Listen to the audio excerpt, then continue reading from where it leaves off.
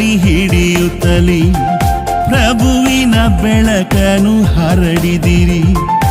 ಆತ್ಮರ ದೀಕ್ಷೆಯ ಪಡೆದಿಹ ನೀವು, ಪ್ರಭುವಿನ ಸೇವೆಯ ಮಾಡಿದಿರಿ. ಅದ್ಭುತ ಪವಾಡ ಸಂತರು ನೀವು, ಭಕ್ತರ ಪಾಲಕರೇ. ನಮಗಾಗಿ ಪ್ರಾರ್ಥಿಸಿರಿ, ನಮ್ಮ ಪ್ರಭುವಲ್ಲಿ ಪ್ರಾರ್ಥಿಸಿರಿ.